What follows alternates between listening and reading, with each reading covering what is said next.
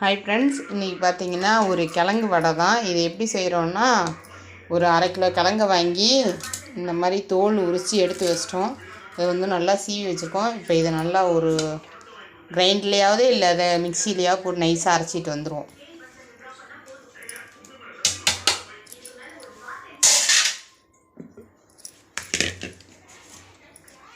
அதிகமாக இருந்தால் கிரைண்டரில் போட்டுக்கலாம். நம்ம கம்மியாக இருக்கிறதுனால மிக்சியில் போட்டு நைஸாக அரைச்சிட்டு வந்துடுவோம்.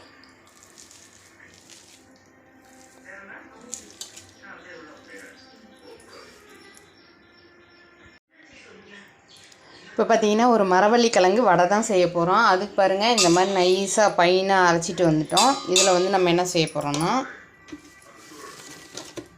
ஒரு 2 ஸ்பூன் அளவுக்கு அரிசி மாவு, பச்சரிசி மாவு சேர்த்துக்கலாம். இல்லைன்னா அரிசியோடையே இந்த கிழங்கையும் போட்டு ஆட்டிக்கலாம்.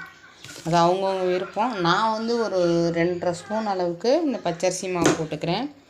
இதில் கொஞ்சம் சோம்பு, ஒரு 1/2 ஸ்பூன் மேலே கொஞ்சம் சோம்பு, கொஞ்சமாக நறுக்கி வச்சுருக்க கொத்தமல்லி இலை, ஒரு 2 கைப்பிடி அளவுக்கு சின்ன வெங்காயம் நல்லா குட்டி குட்டியாக ஃபைனாக அரைச்சி சாக் பண்ணி வச்சுருக்கோம். நல்லா கட் பண்ணி வச்சுருக்கோம் நைஸாக. அந்த மாதிரி ஆனியன் தான் இது.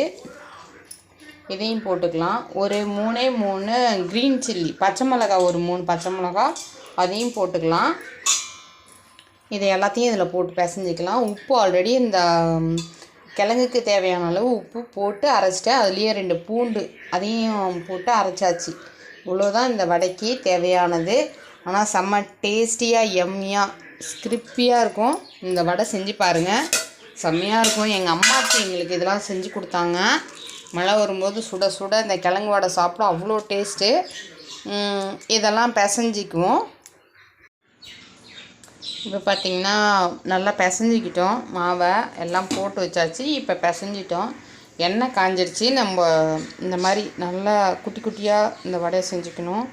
செஞ்சு இப்படி ஒரு சின்னதாக ஹோல்ஸ் போட்டுவிட்டு போட்டிங்கன்னா இந்த வடை எல்லா டேஸ்ட்டையும் அடிச்சிருங்க. இந்த வடை செம்ம டேஸ்ட்டாக இருக்கும்.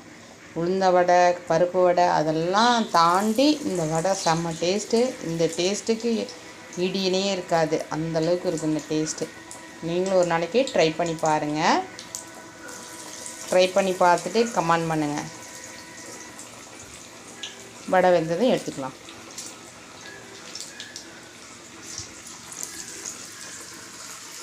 இப்போ பார்த்தீங்கன்னா இந்த வடை வந்து நல்லா இதாகிடுச்சு பாருங்கள். அந்த தவளை கொதியெல்லாம் அடங்கிடுச்சு. நல்லா கோல்டன் கலர் வந்துடுச்சு. இதுதான் பதம். இந்த ஸ்டேஜில் இந்த வடையை எடுத்துக்கலாம்.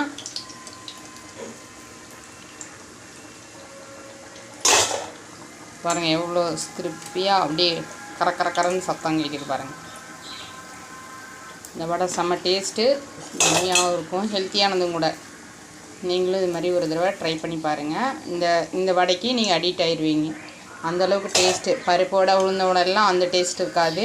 இதில் ஒன்று ஒரு டேஸ்ட் இருக்கும். நான் இந்த டேஸ்ட்டுக்கு நான் அடிவேன். நீங்களும் செஞ்சு பார்த்தீங்கன்னா உங்களுக்கும் ரொம்ப பிடிச்சிரும் இந்த டேஸ்ட்டு.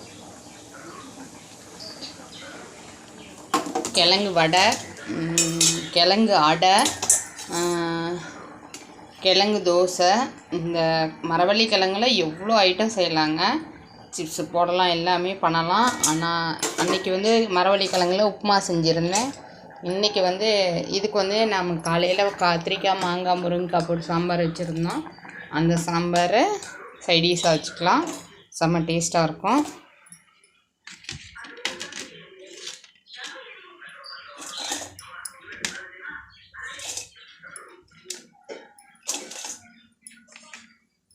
இந்த வடை நான் குட்டி குட்டியாக தாங்க போடணும், பெருசாக போடக்கூடாது.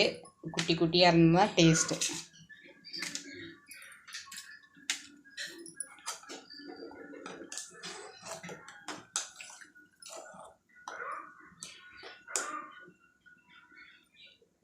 இதுக்கு சைடிஷாக சுட சுட சாம்பார் செம்ம டேஸ்ட்டாக இருக்கும். நீங்களும் ட்ரை பண்ணி பாருங்கள். நெக்ஸ்ட் வீடியோவில் பார்க்கலாம். கமெண்ட் பண்ணுங்கள். Okay, thank you friends.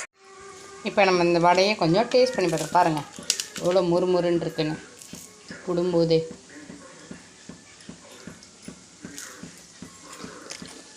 ஆ ரொம்ப சூப்பராக இருக்குங்க. இன்னும் ட்ரை பண்ணி பாருங்கள், கமெண்ட் பண்ணுங்கள். Okay, thank you friends.